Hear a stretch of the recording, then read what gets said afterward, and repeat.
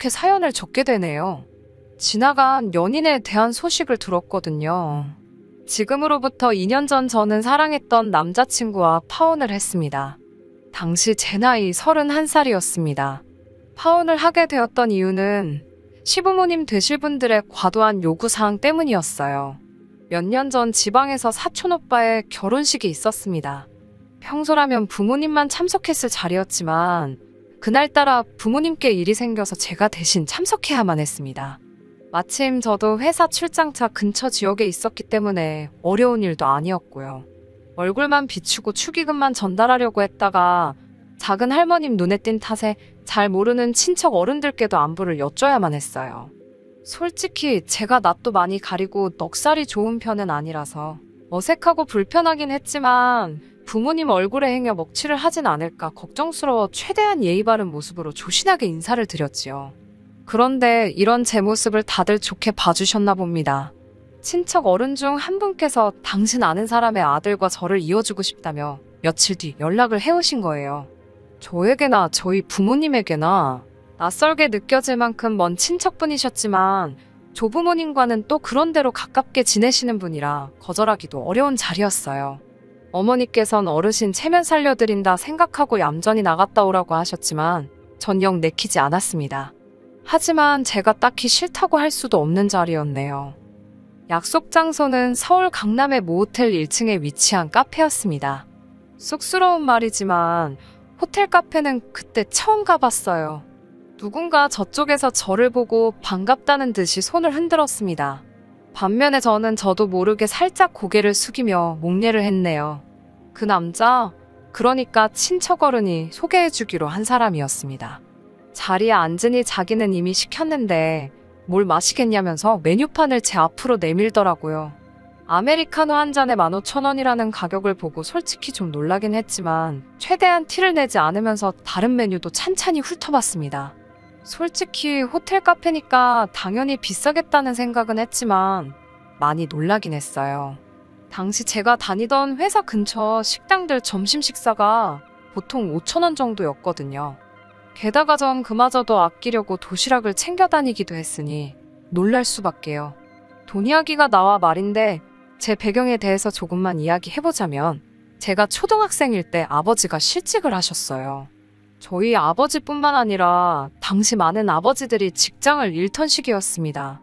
그래도 건설회사를 다니시던 아버지께선 다른 분들에 비해서는 상황이 아주 나쁜 편은 아니었어요. 회사를 나오시면서 꽤 많은 금액의 위로금을 받으셨거든요. 하지만 위로금은 저희에게 아무런 도움이 되질 못했습니다. 훗날 어머니에게 듣기론 어떻게들 알았는지 몇몇 아버지의 지인들과 친구분들이 아버지께 돈을 빌려달라며 저희 집을 찾아왔답니다. 저희 아버지께선 남들에게 유난히 싫은 소리를 못하시고 거절도 못하세요. 게다가 주변 사람들 말을 정말 잘 믿으십니다. 그렇다 보니 가족이 아닌 사람들에게는 너무나 좋은 분이셨지만 정작 가족들을 힘들게 하시는 분이시죠. 그때도 그랬습니다. 사람들이 도와달라고 오니 모른 채를 못하셨던 모양이에요. 당연히 어머니께서는 절대로 안 된다고 하셨지만 그때만 해도 어느 집이건 어머니가 아버지의 고집을 꺾는 일이 지금만큼 쉽지가 않았어요. 결국 아버지의 고집대로 주변 사람들에게 돈을 빌려주셨답니다. 정작 저희 가족은 제대로 써보지도 못하고 말이지요. 어머니는 그 돈을 못 받을 거라 확신하셨고 아버지는 사람들을 뭘로 보냐면서 어머니께 화를 내셨대요.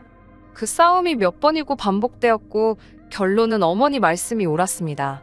아버지의 돈을 가져간 사람들 모두 다 죽었는지 살았는지 아무도 모릅니다. 지금까지 단 한 명도 연락을 해온 사람이 없거든요. 그 이후로 몇 년 동안 저희 가족은 정말 힘들게 살았습니다. 아버지는 당신이 사람들에게 당했다는 사실을 한동안 인정하지 못하고 허송세월을 보내셨습니다. 그로 인해 어쩔 수 없이 어머니께서 식당 일과 건물 청소로 생계를 꾸리셔야 했고 저는 저대로 힘든 학창시절을 보내게 되었어요. 그나마 제가 대학에 들어갈 무렵 부모님 두 분이 함께 장사를 시작하시면서 상황이 좀 나아졌고 제가 직장 생활을 시작하면서 조금 더 괜찮아졌었다고 보시면 될 것 같습니다. 그렇다고 해도 주변의 평범한 중산층 가정과 비교하면 녹록치 않은 상황이긴 했지만요. 아무튼 저는 그렇게 살고 있던 반면 남자친구는 겨우 커피 2잔에 3만 원을 아무렇지 않게 써버리는 모습을 보니 나름 충격적이긴 하더라고요. 심지어 커피는 반도 넘게 남았고 카페엔 30분도 채 머물지 않았으니까요. 제가 무슨 생각을 하는지 아는지 모르는지 남자친구는 이제 저녁을 먹으러 가자더군요. 자기가 이미 예약도 다 해놓았다며 얼마 멀지 않은 곳에 일식집으로 저를 데려갔습니다. 언뜻 보니 한 사람당 25만 원도 넘는 식사였어요. 식당 안에는 손님이라곤 남자친구와 저밖에 없었기에 이런저런 대화를 나누기가 좀 편했습니다. 저는 불현듯 남자친구가 아까 호텔 카페에서 저를 어떻게 알아봤는지 궁금해졌습니다. 저는 남자친구의 사진을 보지 못했거든요. 그러자 남자친구가 사실 자기는 제 사진을 이미 봤었다고 하더군요.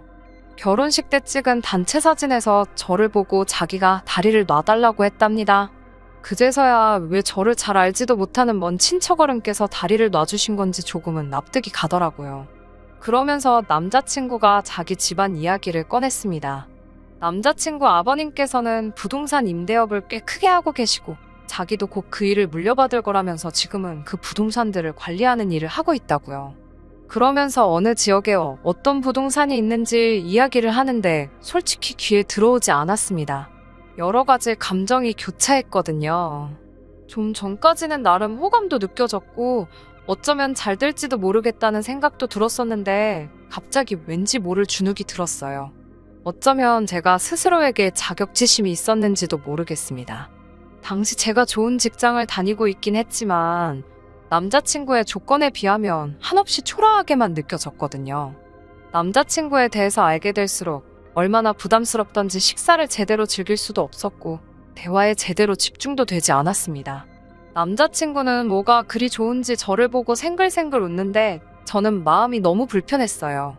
남자친구가 집에 데려다 주겠다는 걸 극구 사양하고 지하철 타고 집에 왔습니다. 집에 도착하니 부모님께서 어땠냐고 궁금해하시며 물어보셨지만 대답할 힘도 없었어요. 그동안 연애를 안 해본 것도 아닌데 온갖 진이 다 빠진 기분이었습니다.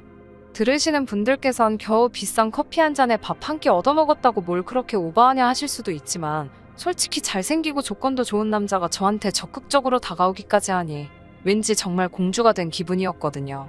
무도회에 간 신데렐라가 집에 돌아왔을 때 이런 기분이었을까요? 하지만 결혼은 현실이라는 말을 귀에 못이 박히게 들었기에 못 먹을 감찔러도 보지 말아야지 생각했습니다. 침대에 대자로 누워 뻗어 있는데 남자친구에게서 전화가 걸려왔습니다.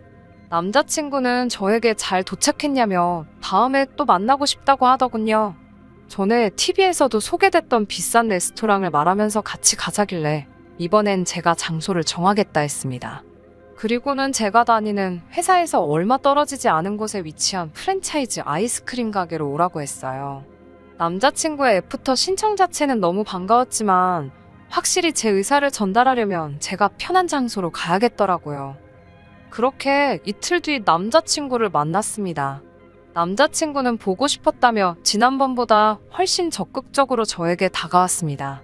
저는 그런 남자친구에게 솔직한 제 마음을 털어놓았어요.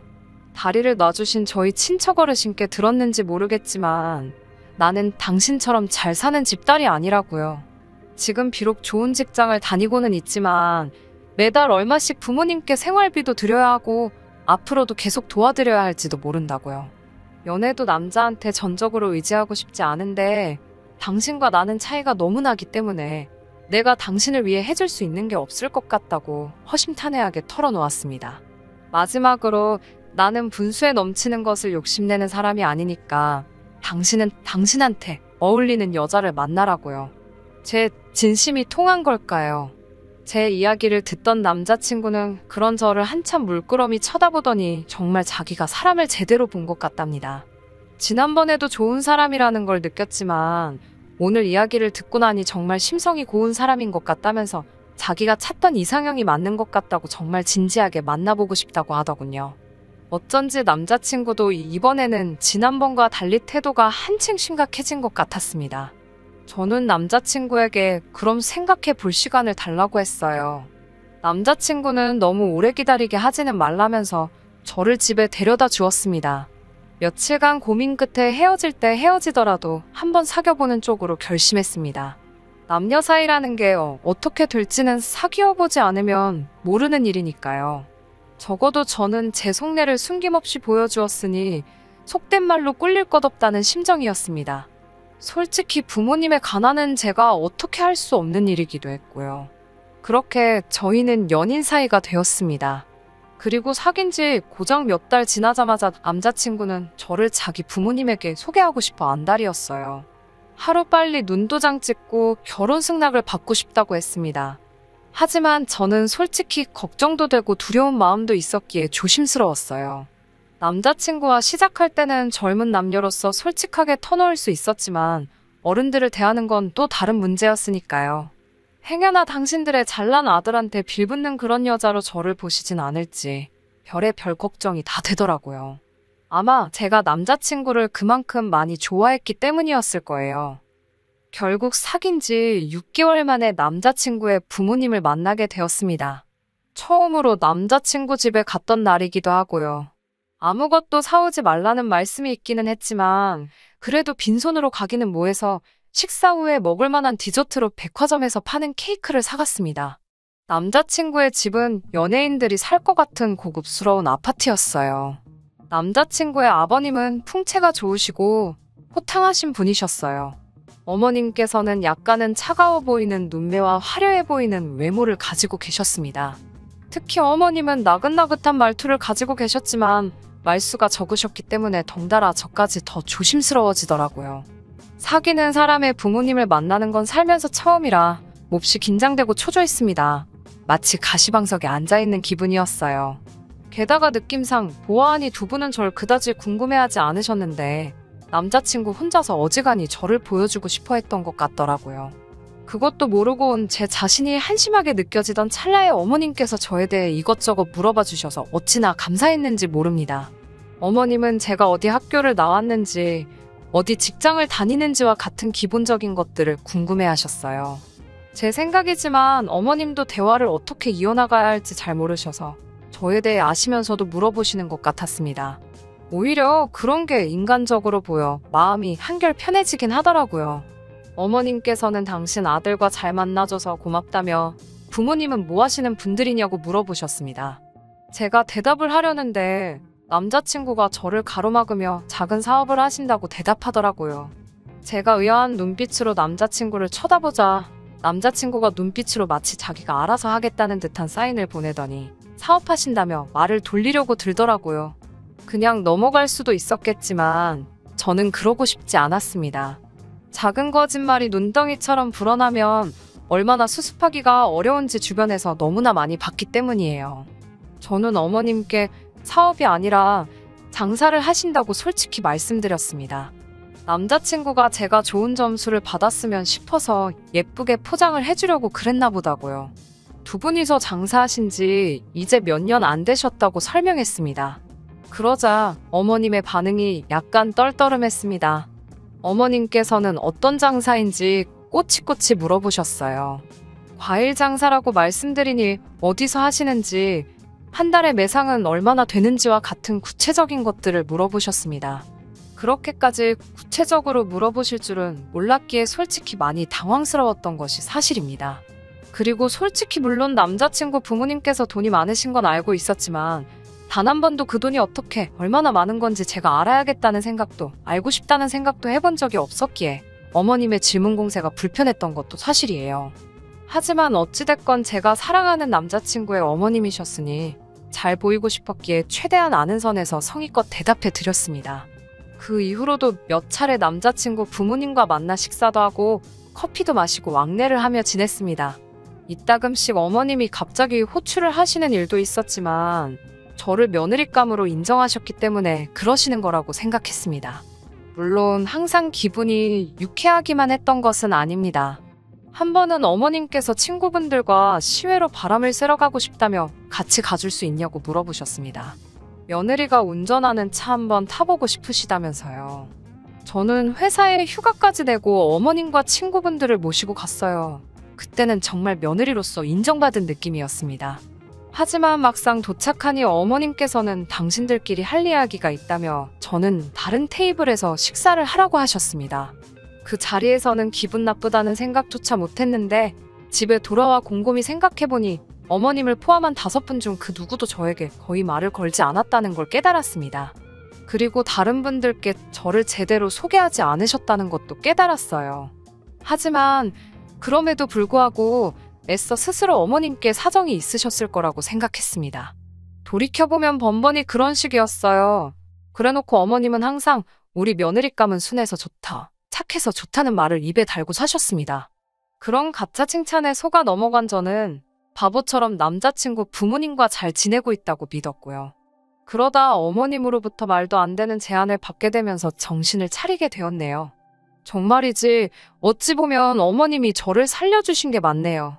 사귄 지 1년이 되던 날 저는 남자친구에게 정식으로 프로포즈를 받았습니다.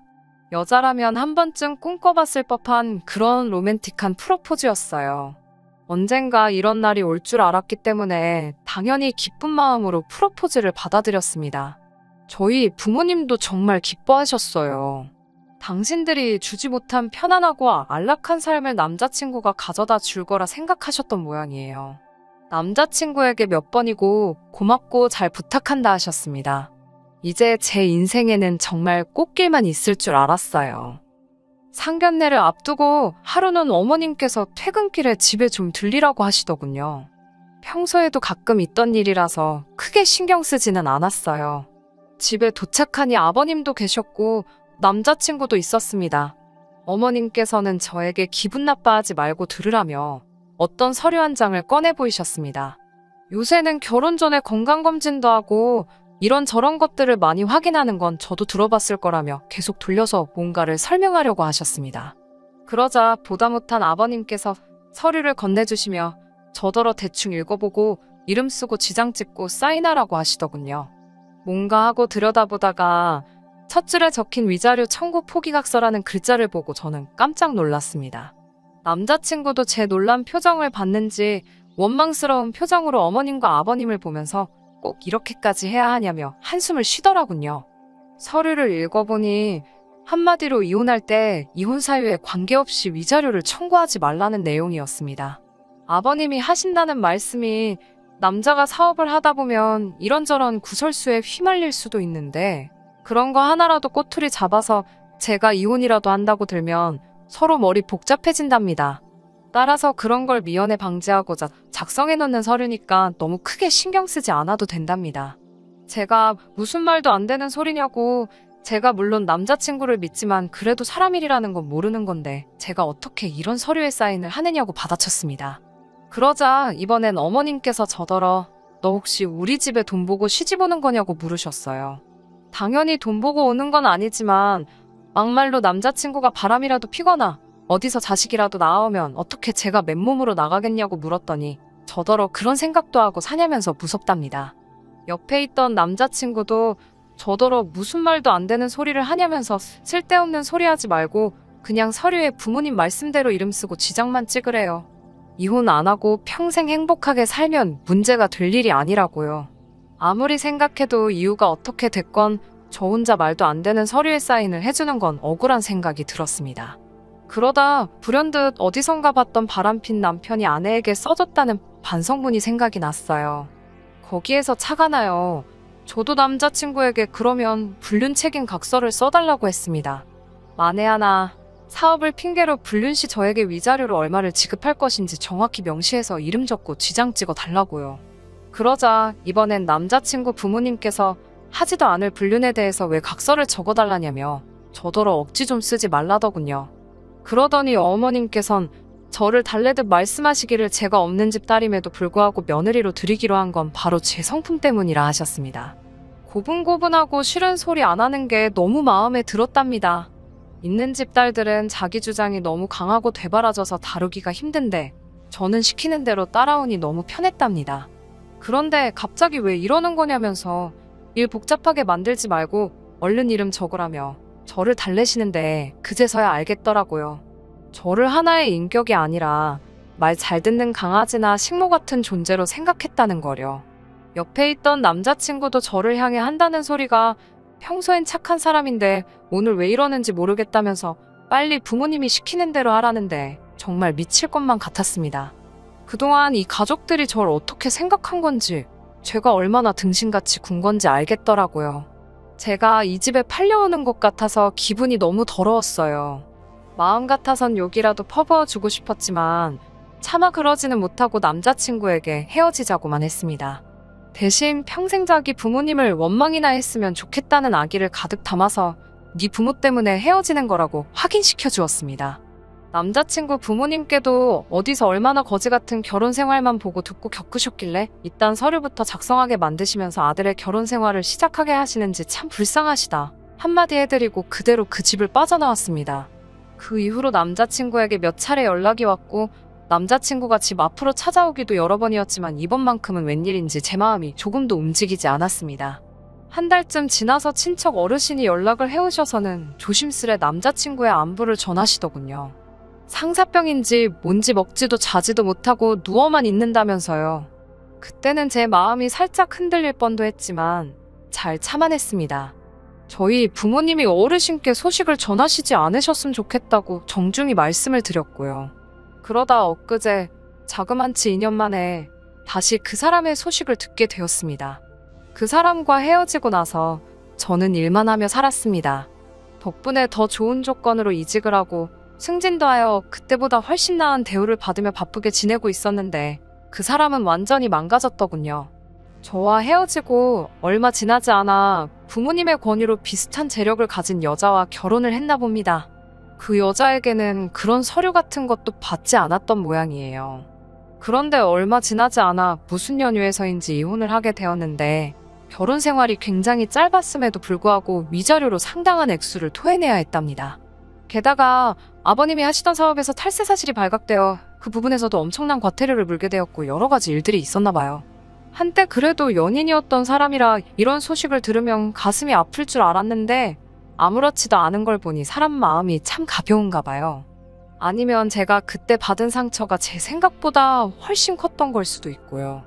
아무튼 세상에 별의 별일이 다 있는데 그 일을 어떻게 극복해내느냐에 따라 더 크게 성장할 수도 있고 더 아래로 떨어질 수도 있는 것 같습니다. 아무튼 모든 일은 어떻게 받아들이고 행동하느냐에 따라 달린 것 같네요. 여러분도 매사 현명한 선택을 내리시길 바라겠습니다. 끝까지 들어주셔서 감사합니다. 오늘의 사연은 여기까지입니다. 구독과 좋아요, 알람 설정 부탁드리고 더 좋은 사연으로 다시 찾아뵙겠습니다. 감사합니다. 신바람 사연 아파트 오늘의 사연 시작하겠습니다. 안녕하세요. 결혼을 문턱에 앞두고 결국 뒤돌아서고만 30대 여성입니다.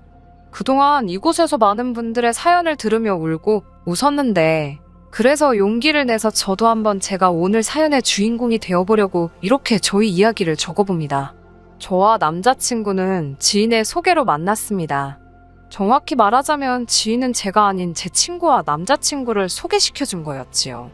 하지만 갑자기 제 친구에게 일이 생겼고 차마 당일날 갑작스레 약속을 취소할 수가 없다며 제발 저에게 대신 나가달라고 부탁을 하더라고요.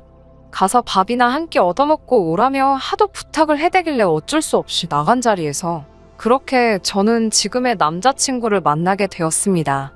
남자다운 외모와 달리 귀여운 말투의 남자친구에게 저는 한눈에 반해버렸고 제가 더 적극적으로 다가갔어요. 그게 문제였을까요? 여자는 자기가 좋아하는 남자가 아니라 자기를 좋아하는 남자를 만나야 한다더니 그게 사실인가 봅니다. 저는 정말 제 남자친구를 많이 사랑했습니다. 제 남자친구와 저희 객관적인 조건만 놓고 본다면 다들 저를 뜯어 말릴 만큼 차이가 많이 나는 상황이었지만 세상에 완벽한 사람은 없잖아요. 그 사람의 부족한 부분은 제가 끌어안고 가려고 했어요. 남자친구는 대기업 하청업체에서 일하고 있습니다. 그렇다 보니 달마다 실적에 따라 급여가 들쑥날쑥한 편입니다. 어떤 달에는 월천을 벌기도 하고 어떤 달에는 간신히 기본급만 벌기도 하지요. 반면에 저는 프리랜서 작가로 활동하고 있고 대학생 때부터 시작했더니 어느덧 10년 차가 다 되어 월 평균 500에서 600은 벌고 있습니다. 하지만 인간관계에 돈이 전부는 아니잖아요. 제가 남자친구와 결혼까지 생각했던 이유는 따로 있습니다.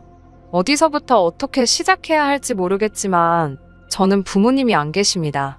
제가 아주 어렸을 때, 그러니까 기억도 안 날 만큼 어렸을 때 아버지께서 사고로 돌아가셨다고 들었습니다. 그 이후로 어머니께서 외가의 도움을 받아 저를 키우셨대요. 불행 중 다행으로 아버지가 돌아가시면서 나온 보험금과 합의금이 있었고 외조부모님 또한 부유하셨기에 어머니 앞으로 건물을 남겨주셔서 저를 양육하시는 데 있어서 큰 어려움은 없으셨다 했지만요. 하지만 제가 대학교 합격 발표를 앞둔 시기에 어머니도 지병으로 세상을 떠나셨고 저 혼자 남겨졌습니다. 어머니가 남겨주신 재산 덕분에 대학까진 무리 없이 끝냈지만 직장 생활은 엄두가 나질 않았습니다. 언젠가부터 사람들과 어울려 지내는 것이 왠지 어렵고 불편하게 느껴졌거든요. 진단을 받아보진 않았지만 지금에서야 돌이켜 생각해보면 어머니의 죽음으로 인한 공황장애나 우울증이 아니었을까 싶어요. 결국 취업 대신 집에서 할 수 있는 일을 알아보다가 시작하게 된 게 프리랜서 작가입니다. 어려서부터 독서하고 일기 쓰고 그런 일들을 좋아했었거든요. 그렇게 다시 글을 쓰다 보니 마음의 병이 조금씩 치유되기 시작했습니다. 다시 사람들과 어울릴 수 있게 되었고요. 남자친구와 연애까지 하기에 이르렀지요.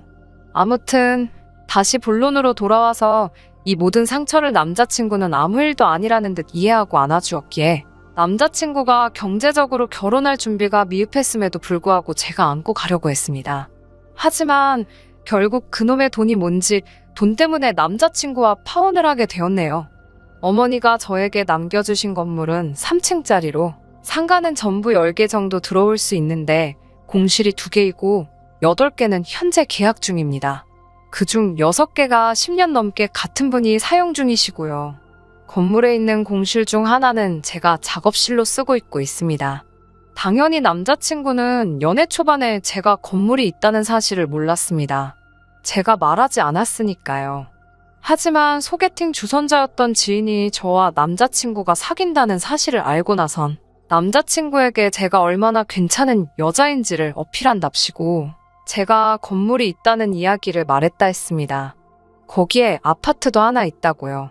그로부터 며칠이 지난 후에야 지인에게서 연락이 왔는데 혹시 자기가 일을 그르치거나 한 건 아닌지 정말 미안하다며 저에게 몇 번이고 사과를 해왔습니다. 그런 연락을 받고 정말 많이 언짢긴 했지만 받아주는 거 말곤 뭐 선택지가 없었습니다. 솔직히 전혀 괜찮지 않았지만 그게 뭐라고 언제까지 숨기고만 있을 수는 없는 일이기 때문에 일단 괜찮다고 했습니다. 제가 남자친구에게 지인에게 내가 건물주라는 이야기 들었다면서 그간 숨겨서 미안했다고 이제 숨김없이 다 말해줄 테니 나에 대해서 뭐 알고 싶거나 궁금한 거 없냐고 물었습니다. 그러자 남자친구는 자기한테 왜 처음부터 말해주지 않았냐며 서운하다고 하더군요. 자기가 명색이 남자친구인데 여자친구에 관한 이야기를 남한테 들어야 하냐고요. 하지만 왠지 모르게 남자친구의 표정은 밝아 보였습니다. 솔직히 여자친구가 건물주라는 싫다는 사람이 있을까요? 지금 생각해보니 서운하다는 남자친구의 말은 제가 남자친구에게 죄책감을 갖도록 만들기 위한 가스라이팅이었다는 생각이 들어요. 그때는 제가 정말 일부러 남자친구를 속여왔다는 생각에 미안하다는 마음이 더 컸거든요. 남자친구는 제가 미안해하는 마음을 알고 둘 사이에서 더 유리한 상황을 만들어갔던 것 같아요. 아무튼 남자친구가 거기까지만 했더라면 저는 기꺼이 남자친구와 제가 가진 것들을 나누고 또 나눴을 겁니다. 하지만 남자친구도 남자친구의 어머니도 욕심이 정말 지나치셨습니다.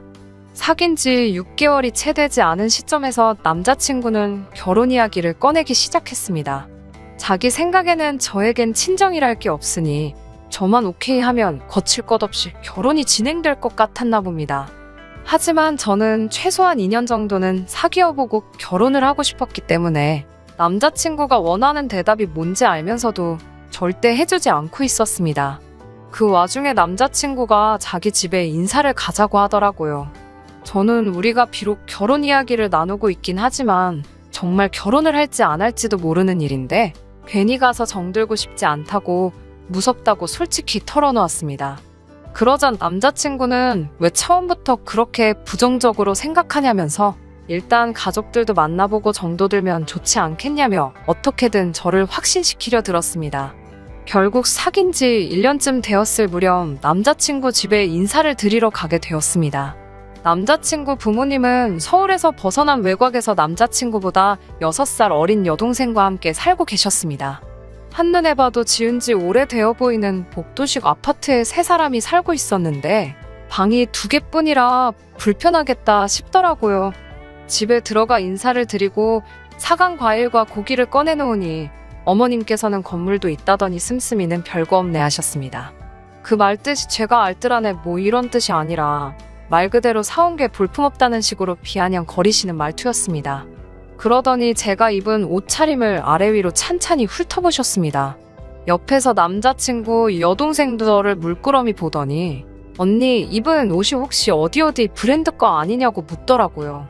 요즘 젊은 애들은 한눈에 그런 게 다 보이는구나 신기하다 생각하면서 맞다고 대답했더니 남자친구 여동생은 그 옷이 자기가 너무 갖고 싶었던 거였다며 자기가 한 번만 걸쳐보면 안 되냐고 애걸복걸을 하더라고요. 결국 그런 걸쳐만 보라고 옷을 벗어주는데 어머님께서 저를 빤히 보시더니 옷이 중요한 게 아니라 먹는 걸 잘 먹어야 한답니다. 그러면서도 결혼하면 너만 좋은 거 사 입지 말고 우리도 좋은 거 좀 사달라 하셨습니다. 만약에 제가 남자친구와 이미 결혼한 사이이고 어머님이 이미 제 시어머니셨다면 물론 그런 말씀을 하실 수도 있어요. 하지만 엄연히 저는 손님으로 간 자리였고 무엇보다 초면이었는데 어머님이 다짜고짜 무엇을 해달라 말씀하시니까 기분이 좋지는 않았습니다. 게다가 남자친구 여동생이 어디선가 저도 안 입을 것 같은 가디건을 하나 들고 나와서는 저더러 오늘 하루만 자켓 좀 자기 빌려주고 언니는 이거 입고 가면 안 되냐며 그 가디건을 저한테 내미는데 어찌나 당혹스럽던지요. 어머님까지 나서서 옷이 딱 봐도 우리 딸한테 더 잘 어울리는 것 같은데 하루만 양보 좀 해주면 안 되겠냐고 그러시니 난감하게 이를 데가 없었습니다. 하지만 제가 설마 남자친구 여동생이 옷 하나 빌려달라고 파혼까지 생각했을 리가 있나요? 식사를 하면서 본격적으로 대화가 엉망이 되어갔습니다. 어머님께서는 식사를 하시다 말고 저에게 그럼 혼자 사는데 음식은 어떻게 해결하냐고 물으셨습니다. 요리는 그래도 제법 하지 않냐고 물어보시면서요. 부끄러운 말이지만 저는 요리를 못합니다. 할 기회도 없었고 할 이유도 없었어요. 어머니가 살아계실 때는 당연히 어머니가 챙겨주셨고 돌아가신 이후로는 학식을 먹거나 반찬 가게에서 사다 먹었습니다. 제 입장에선 음식하는 시간에 글을 쓰고 일을 하는 편이 훨씬 경제적으로 이익이기 때문에 굳이 요리에 관심을 가질 필요가 없었지요. 하지만 이를 구구절절 시어머니 되실 분께 말씀드리긴 어려워서 음식은 그냥 솜씨가 없어서 잘 못한다고만 말씀드렸습니다. 그러자 어머님께선 사먹는 반찬이 뭐가 영양가가 있겠냐면서 본인이 직접 일주일에 2번씩 반찬을 만들어다 줄 테니 반찬값으로 일주일에 20만 원씩을 달라고 하시더라고요. 제가 반찬 가게에서 한 달치로 쓰는 돈을 일주일마다 달라고 하시니 조금 어이가 없었습니다. 떨떠름한 표정으로 제가 대답을 못하고 있었는데 어머님은 그다지 개의치 않으시는 눈치였어요. 한마디로 당신은 말씀하셨으니 넌 따르기나 해라 였지요. 일단 그 자리에서는 대놓고 거절하면 예의가 없지 않나 싶어서 대충 알겠다는 듯이 대답을 흐렸습니다. 그런데 거기서 끝나는 게 아니라 이번에는 건물 관리는 지금 누가 어떻게 하고 있느냐고 물어보시더군요. 건물 관리는 어머니가 살아계실 때부터 해주시던 어르신이 계시다고 했더니 늙은이가 해봤자 얼마나 할 수 있겠냐며 이제 그걸 아버님한테 맡기자는 겁니다. 하지만 딱 봐도 기존에 계신 분과 연배도 비슷해 보이셨고 무엇보다 제 입장에서 시아버지 되실 분이 건물 관리인으로 계시는 게 제 입장에서 편할 일이 전혀 없었지요. 굳은 일도 많고 더러운 일도 많은 걸 알고 있으니까 말이에요. 저는 어머님께 그건 어려울 것 같다고 말씀드렸습니다. 기존에 일하고 계신 분과 저희 어머니가 살아생전 친하게 지내신 동료 같은 분이라서 제 마음대로 나가라 마라 할 수가 없다고요. 그러자 어머님께서는 이제는 네 죽은 엄마가 아니라 네가 건물주인데 못할 게 어딨냐입니다. 자꾸 저한테 네가라고 부르시는 것도 마음이 상했는데 죽은 엄마라고 하시니 너무 불쾌하고 화가 나더라고요. 마음 같아선 어머님께 소리라도 한 번 내지르고 뒤돌아서 나가버리고 싶은 심정이었습니다. 어줍잖게 대답을 계속 해드리고 있으니 제가 만만하게 보였던 건가 싶어서 저도 불편한 기색은 숨기지 않기로 했어요. 그래서 얼굴에 기분 나쁘다는 티를 팍팍 내면서 있었습니다. 여차 싶으면 그냥 판 엎어버리고 나갈 생각으로 말이죠. 하지만 어머님의 불편한 질문 공세는 끊이지가 않았습니다. 이번엔 하시는 말씀이 월세 관리는 누가 하고 있냐고 물으시더군요. 당연히 제 건물이니 제가 하고 있다고 했어요. 그러자 어머님께서 결혼하면 그건 이제 남자친구가 관리할 수 있도록 해주랍니다. 그래야 입주자들이 남자친구를 건물주로 인식을 한다나요. 건물주는 엄연히 저인데 왜 입주자들이 남자친구를 건물주로 인식을 해야 한다는 건지 저로선 이해할 수가 없었습니다. 하지만 어머님은 계속해서 남자친구에게 월세를 관리하게 하거나 아니면 건물 명의를 공동으로 바꿔줄 것을 요구하셨습니다. 제가 정말 열이 받았던 건 이 모든 말도 안 되는 어머님의 말씀을 남자친구가 옆에서 다 듣고 있으면서도 그 어떤 작은 액션도 취하지 않더라는 거예요. 저에게 무례하게 구는 거야 어른이니까 그러실 수 있다고 치더라도 저렇게 말도 안 되는 억지를 부리고 계신데도 불구하고 남자친구는 그렇게 하는 게 100번 맞다는 식으로 아무 대꾸도 없었거든요. 이미 이 시점에서 이 결혼은 안 하는 게 맞는 거 아닌가란 생각이 들기 시작했어요. 그리고 그런 생각이 드니까 그나마 조심스러웠던 제 행동이나 말투가 고삐 풀린 망아지처럼 하나씩 제어가 안 되기 시작했습니다. 어머님은 제 건물에 공실이 있다는 말에 그게 다 돈인데 그걸 그렇게 놀려서는 안 된다고 한마디 하시더군요. 그래서 공실이 2개이기는 하지만 하나는 제가 작업실로 쓰고 있다고 했어요. 집에서 일을 해도 되지만 저는 집과 일터의 경계를 확실히 하고 싶었거든요. 그런데 어머님은 그렇게 돈을 날리고 있냐면서 세를 낮추더라도 싸게 내놔서 사람들을 들어오게 해야 한다는 겁니다. 그리고 하나 남은 건 좋은 생각이 있다면서 세를 받지 말고 남자친구 여동생에게 가게를 하나 오픈해주는 건 어떻냐고 하시는 거였어요. 남자친구 여동생이 딱 보기에도 뭐 똑부러지게 할 줄 아는 거 없어 보이는데 무슨 가게를 하냐고. 그리고 건물이 위치가 나쁘지가 않아서 세가 비싼 편인데 감당 가능하겠냐고 빈정대듯이 말하니 시어머니가 애가 자리 잡을 때까지는 월세는 받지 말아야 하는 거 아니냐고 하시는 겁니다. 제가 어머님께 저는 오늘 아가씨를 처음 봤는데 아가씨의 뭘 보고 1년이란 유예기간을 주냐고 여쭤봤어요. 그러자 어머님께서는 또 우리 아들이랑 결혼하면 얘 네 신우 될 사람인데 무슨 말을 그렇게 섭섭하게 하냐고 하시는 겁니다. 부모가 없다더니 가족 없이 자란 티를 낸다고 일단 가족이 잘 돼야지 너도 잘 되는 법이라고 하시더군요. 제가 남자친구와 결혼 이야기를 나눈 건 사실이지만 결혼을 하기로 확정된 것도 아니고 그렇게 해야만 하는 것도 아닌데 벌써부터 제가 가진 게 자기들 거라도 된 것 마냥 하는 꼬라지를 보니 결혼하고 나서의 앞으로가 눈에 선하더라고요. 그래서 어머님에게 상가 임대 주는 게 애들 소꿉장난은 아니지 않냐고. 월세를 제가 해준 애만에 하기 전에 일단 아가씨가 뭘 잘하는지 뭘 할 수 있는지 제가 어떻게 믿냐고.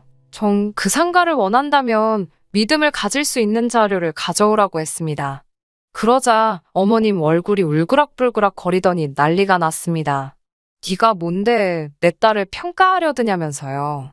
저한테 그까짓 거 건물 하나 있다고 어지간히 유세 부린다면서 소리를 지르시더군요. 유세라고 말씀하셔도 저는 해줄 생각이 없다고 딱 자르니 어머님이 저더러 꼴도 보기 싫다며 이제 그만 가보라 하셨습니다. 저도 더 있어봤자 좋은 소리도 못 들을 테고 차라리 바라던 바였어요. 제 입으로 파혼하자는 말 안 해도 되니 제 입을 더럽힐 필요도 없었고 말이죠. 제가 집을 나섰더니 남자친구가 바로 제 뒤를 따라 오더라고요. 계속 무시하고 지나가는 제 앞을 막아서고 이렇게 끝낼 거냐며 어이도 없게 저를 붙잡으려 하더군요. 무슨 할 말이 더 남아서 저러는지 드러나 보려고 했더니 내가 왜 이러는지는 생각도 못했는지 말도 안 되는 소리를 뱉어대더군요. 남자친구는 죽은 사람 소원도 들어준다는데 산 사람 소원 못 들어주냐면서 이번 한 번만 못 이긴 척 자기 동생 가게 좀 내게 해달라는 겁니다. 지금 그딴 소리 하려고 나를 따라 나온 거냐고. 내가 왜 니네 집에서 자리 박차고 나온 건지 하나도 모르는 거냐고 한마디 했어요. 그제서야 남자친구도 정신이 들었는지 가족 일이라서 자기가 제대로 판단을 못한 것 같다며 제 다리를 붙잡고 빌더라고요. 차라리 결혼하고 나면 자기 가족들과 연을 끊고 살 테니 저한테 파혼만은 하지 말자고 빌더라고요. 가족들과 연을 끊는다는 말은 솔직히 100% 믿지 않았지만 이 정도로 빌면서 반성하는 모습을 보여주고 있으니 적어도 앞으로는 중간 역할 해주면서 자기 가족들이 나한테 빈대붙으려는 걸 어느 정도는 막아주겠지 하는 생각에 마지막으로 한 번만 두고 보겠다고 남자친구를 다시 받아줬습니다. 가족들이 그러면 남자친구도 똑같이 거지근성이 가득하다는 말인데 그래도 그동안 만나온 정 때문인가 남자친구는 다를 수도 있겠다 생각했나 봐요. 제가 대체 무슨 생각으로 남자친구는 멀쩡하다고 생각했는지 모르겠네요. 남자친구와 그 가족들의 시커먼 속내를 알게 된 건 제가 남자친구를 다시 받아주고 얼마 지나지 않아서입니다. 마감이 늦어지게 되면서 남자친구한테 제 건물로 와달라고 말을 했어요. 기다릴 수 있으니 그냥 만나기로 한 장소에서 만나자고 한 걸 괜히 저 때문에 오래 기다리게 하고 싶지는 않으니 그냥 오라고 했습니다. 자꾸 이쪽으로 오는 걸 꺼려하길래 왜 그러나 싶었는데 그 이유를 알게 되었습니다. 제가 일을 마치고 나니 저도 몸이 피곤해서 어디 가고 싶은 생각이 들지 않더라고요. 그래도 저녁 식사는 해야 하니 건물 1층에 있는 고깃집으로 향했어요. 제가 건물주라고 해서 세입자들을 하대하고 그러지 않거든요. 그래도 괜히 저를 어려워들 하시는 것 같아서 건물 안에 있는 곳은 잘 가지 않는데 그날따라 사장님이 저를 더 어려워하신다는 느낌을 받았습니다. 그래도 저도 거의 매일같이 제 작업실 오며 가며 하면서 마주치면 인사도 나누고 가벼운 농담도 주고받는 사이인데도 말이에요. 그리고 괜히 느낀 거긴 하지만 남자친구도 어렴풋이 사장님과 눈을 마주치지 않으려고 하는 것 같았고요. 아무튼 식사가 끝나고 사장님한테 계산을 하겠다고 했는데 오늘은 계산을 하시는 거냐는 알 수 없는 말을 하셨어요. 뭔가 이상한 촉이 들어서 그게 무슨 말이냐 물었더니 제 옆에 있는 남자친구 이야기를 하시더라고요. 얼마 전부터 시어머니 되실 분하고 같이 자주 오셔서는 건물주 가족한테 돈을 받을 작정이냐며 가게 자리 빼앗기고 싶지 않으면 자기들 눈치를 보라고 하셨답니다. 제가 안 그래도 신우될 사람한테 가게 하나 내줄 계획을 가지고 있는데 장사하고 있는 가게 뺏어다가 주는 게 제일 편한 거 아니겠냐고 반협박식으로 사장님한테 겁을 줬다네요. 그동안 계산 안 하고 간 건 덤이고 월세를 현찰로 저 말고 자기한테 내라고까지 했다는 겁니다. 사장님은 세금 계산서 때문에 그게 그렇게 되는 건가 싶어서 현찰로 준비는 했는데 주지는 못하고 있었다고 하면서요. 저는 그 길로 남자친구 멱살을 붙들고 바깥으로 끌고 나갔습니다. 저게 무슨 소리냐고 따져 물었어요. 남자친구는 이 상황을 다 알고 있을 뿐만 아니라 저한테 연 끊고 산다고까지 했으면서 제가 없을 때마다 자기 가족들을 데리고 와서는 세입자들한테 제 이름을 팔아갑질을 하고 다녔던 거예요. 심지어 그걸 빌미로 돈까지 뜯으러 다녔던 것이고 나중에 알았지만 이 고깃집뿐만 아니라 여기저기 다니면서도 아주 판을 크게 벌려놨더라고요. 대체 무슨 생각으로 그러고 다닌 거냐고, 나한테서 그걸 숨길 수 있을 줄 알았냐고, 걸리면 어떻게 하려고 그런 짓을 했냐고 했더니 그제서야 소리를 치더라고요. 저 때문에 가족들하고 연까지 끊어야 했는데 혹시나 결혼도 못하게 되면 자기가 뭐가 되겠느냐면서 되려 호통을 치기 시작했습니다. 저랑 헤어지기 전에 어떻게 한몫을 챙기던가? 어떻게 잘 돼서 결혼까지 되더라도 세입자들한테 자기도 건물주라는 걸 각인시키기 위해서 그랬다는 거예요. 아무리 조물주 위에 건물주가 있다지만 자기가 뭔데 세입자들에게 자기가 건물주라는 걸 각인을 시키며 갑질을 하려드는 거냐고 말하면서 남자친구를 바닥에 패대기 쳐버렸습니다. 남자친구는 나름대로 그동안에 서운한 게 있었는지 울분을 터뜨리면서 저보고도 그러는 게 아니라고 하더라고요. 부모님도 없는 너를 가족으로 받아주려던 우리 엄마한테 그러는 거 아니다. 그리고 자기 집에 인사드리러 갔던 날도 집이 비좁아서 내 여동생이 거실을 방처럼 쓰고 있는 걸 봤으면 너는 24평 아파트에 혼자 살고 있으면서 방 하나 내 여동생한테 내어준다는 말도 못하는 거냐 하면서 따지기 시작했어요. 그리고 어차피 비어있는 상가에 가게 하나 차려주는 게 뭐가 그렇게 힘드냐고. 세상 어느 부모가 자기 자식이 배우자한테 쩔쩔매며 사는 꼴을 보면서 기분이 좋겠냐고 하는 겁니다. 제가 자기 가족들 앞에서 지를 너무 우습게 만들었다나요. 앞뒤 안 맞는 헛소리도 더는 들어주고 싶지 않았고, 저희 부모님이 돌아가신 이야기를 떠나서 마치 내가 자기랑 결혼 생각을 하고 있으니 자기 가족들한테 가니며 쓸개며 다 빼주고 집도 돈도 건물도 다 가져다 바쳐야 한다는 듯이 생각하고 있었다는 게 어이가 없더라고요. 그래서 더 볼 것도 없다고 기회를 주려고 했던 내가 바보였다고 말하고 그냥 헤어지자고 했습니다. 그리고 우리 건물 세입자들한테 뜯어간 돈이나 무전 취식한 것들 다 돈으로 갚아내라고, 그렇게 하지 않으면 법적인 조치를 할 거라고 했어요. 그랬더니 질질 짜면서 남자친구는 저와 헤어지고 싶지 않다고 난리를 치더라고요. 남자친구는 끝까지 우리만 잘 살면 무슨 재미냐고, 온 가족이 다 잘 사는 게 진짜 행복이라며 절 설득하려 들었습니다.